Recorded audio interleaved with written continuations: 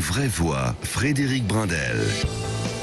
Et autant vous le dire, je suis particulièrement heureux de partager ces vraies voix sur Sud Radio avec Philippe Bilger, avec Françoise Degois et Philippe Deveul, parce qu'ils ont atteint ce soir un niveau d'efficacité particulièrement inégalable.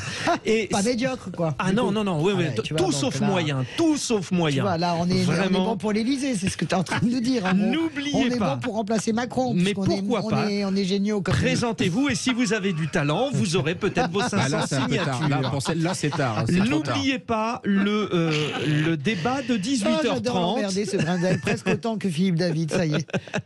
Alors c'est un honneur. Donc n'oubliez pas, 18h30, le deuxième débat, le délit de fuite doit-il être sanctionné par des tirs? C'est évidemment un débat que nous voulons soulever suite aux événements qui se sont passés dans la Seine-Saint-Denis, à Sevran et à Aulnay. Voilà, ça c'est à 18h30. Vous allez sur le compte Twitter Sud Radio, sur Facebook. Maintenant, nous ouvrons l'une de nos questions d'actualité. Je tenais absolument à poser la question à un médecin. Faut-il garder le masque? Jean-Paul Hamon, médecin bien connu, président d'honneur de la Fédération des médecins de France. Bonsoir Jean-Paul Hamon. Bonsoir. Bon, franchement, je ne sais plus quoi faire. Je vais poser la question en prenant mon cas personnel. J'entends partout des collègues, des amis, des gens de la famille qui sont positifs au Covid. Il y a des symptômes. Certains ont des phases qui sont inquiétantes malgré les 3 vaccins. Je me suis fait dépister. Je suis négatif. Mais je suis allé faire mes courses et je me suis dit, mais c'est pas possible, je mets mon masque. Est-ce qu'il faut faire ça aujourd'hui, Jean-Paul Hamon? Bah oui, c'est vrai. Il y a de plus en plus de gens qui sont positifs. Grâce à la vaccination, les hospitalisations n'augmentent pas et la réanimation reste stable. Mais incontestablement, le virus circule. Et dès qu'on est dans un magasin, dans un cinéma ou dans un théâtre, il faut mettre son masque parce que si vous voulez, il y a quand même beaucoup de personnes âgées qui ne sont pas vaccinées malgré toutes les recommandations qu'on a pu faire, ou des personnes fragiles qui ne le sont pas. Et j'ai dû hospitaliser, moi, la semaine dernière, quelqu'un qui était pourtant diabétique, qui avait eu des accidents vasculaires cérébraux et qui avait refusé le vaccin, sa femme aussi. Il l'a chopé et donc j'ai été obligé de l'hospitaliser parce que son taux d'oxygène était bas. Donc c'est vrai que le virus est moins dangereux parce que la majorité de la population est vaccinée, mais il reste que si vous êtes positif et que vous êtes en contact avec une personne fragile ou une personne qui n'a pas été vaccinée, et malheureusement il y en a encore quelques-unes, eh bien vous risquez de la contaminer. Donc moi je pense que c'est pas très contraignant de mettre le masque dans les transports où on est très serré, et puis de mettre le masque quand on est proche les uns des autres dans des grandes salles. Oui, quand on va faire ses courses notamment. Il y a des questions. Alors Françoise a posé en premier le... Bonsoir Jean-Paul, merci.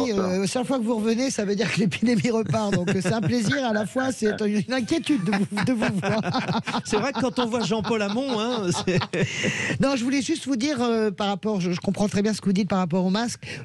J'ai un questionnement, moi, sur ce qui est en train de se passer en Chine. Je suis comme mes camarades de studio, là, Frédéric, Philippe, et je pense Philippe David, Philippe Bilger, assez inquiète des nouvelles qui arrivent de Chine, notamment du reconfinement de Shanghai. Est-ce à dire que nous allons vers une 5e ou une 6e vague, et est-ce que ce variant est plus dangereux que le précédent, qui était quand même assez soft? Jean-Paul Hamon sur Sud Radio.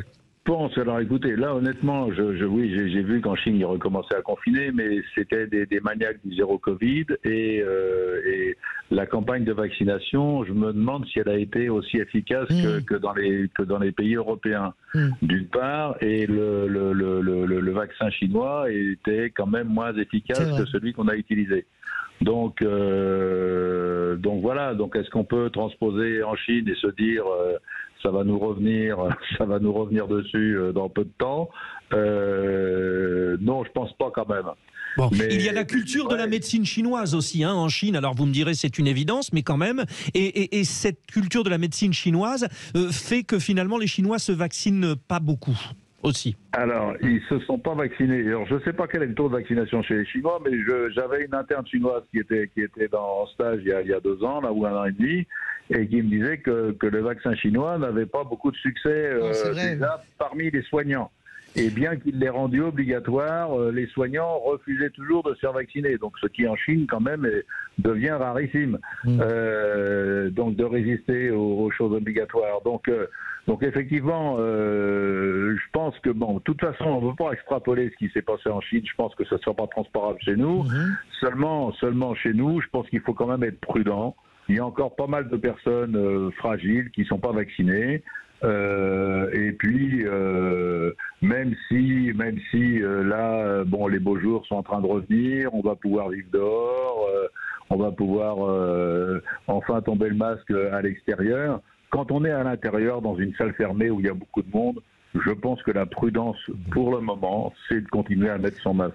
Philippe Bilger a une petite réaction. Oui. Jean-Paul, qu'en est-il pour la 4e injection, puisque j'ai appris que j'étais une personne vulnérable et d'un certain âge. Est-ce que c'est souhaitable ou pas? Écoutez, oui, alors il y a des gens, on a commencé à faire des 4e doses, mais vraiment, on attend vraiment les consignes très strictes. J'ai pas le sentiment que il y a une forte volonté de faire cette 4e dose. Peut-être qu'après les élections, on va peut-être relancer les affaires, mais pour le moment, j'ai le sentiment qu'il y a des consignes de foutre la paix à la population, et en même temps, bon, le virus a l'air quand même moins virulent, même s'il est très contagieux. Donc pour le moment, on n'a pas de consignes très fermes. Hein. La direction générale de l'organisation sanitaire qui nous inonde d'alerte Covid là n'est pas très insistante. Donc il y a une recommandation, on vaccine les personnes, mais c'est vrai qu'il y a des personnes qui ont été vaccinées très tôt pour leur 3e dose. Hein, il y a des gens qui ont eu leur vaccin. C'est vrai, en septembre 2021 notamment. Ouais. Et donc l'immunité s'affaiblit effectivement. Philippe Deveul. Ceux qui sont à 6 mois, là, oui, c'est ça. C'est ce qu'on fait actuellement. Nous, on vaccine les gens qui sont à plus de 6 mois de leur 3e dose quand même, les personnes à risque ou les personnes âgées. Intervention de Philippe Deveul, Jean-Paul Hamon. Oui, de toute façon, si ce virus est moins virulent que le premier, tant mieux.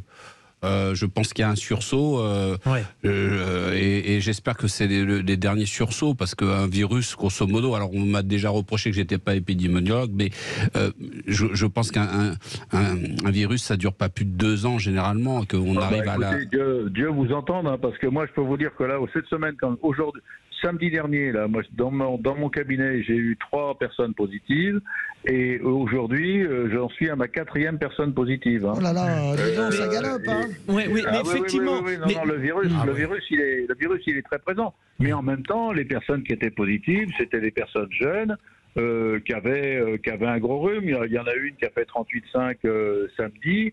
Elle s'est fait un autotest qui était négatif samedi. Il est positif aujourd'hui. Bon. Donc, Jean-Paul Hamon, par rapport, hein. moi, ce que dit Philippe Deveul me semble crucial, parce que au niveau de l'état d'esprit, on nous incite à dire bon, ne mettez pas le masque. Ok, on part même sur une idée d'immunité collective. De toute façon, ça sera un petit rhume, mais encore une fois, et j'ai commencé le débat comme cela, j'ai vu moi des gens à côté de moi qui sont positifs, mais franchement, juste pour avoir l'immunité collective et rester couché, fracassé au lit, comme pour une grippe, ça vaut pas le coup non plus. Donc il y a un moment où il faut mettre le masque, quoi. Moi, je pense sincèrement qu'il faut mettre le masque. Quand on est dans un endroit public, fermé, je pense qu'il faut mettre le masque. Ensuite, quand vous êtes chez vous et qu'il y a une personne fragile, sincèrement, et que vous sortez, que vous revenez de l'extérieur, que vous avez rencontré le monde, je pense que pour la protéger, il faut mettre le masque.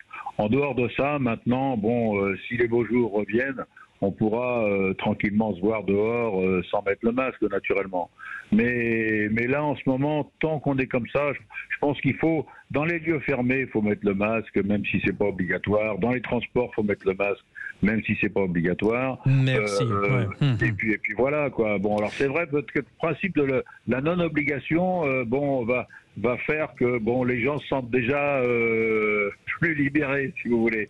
Mais en étant plus libérés, je pense qu'il faut quand même avoir un masque sur soi, c'est mieux. Avec une petite réaction, hein, juste très personnelle. C'est ma fille qui est au collège qui m'a dit « Papa, ceux qui mettaient le masque, maintenant que c'est plus obligatoire, eh bien, ils le mettent plus. Et ceux qui ne le mettaient pas avant, maintenant que c'est obligatoire, c'est plus obligatoire, ils le mettent. » En fait, ça s'est inversé. Voilà. L'esprit de contradiction. Voilà, mais ça, c'est la jeunesse. C'est français, ça.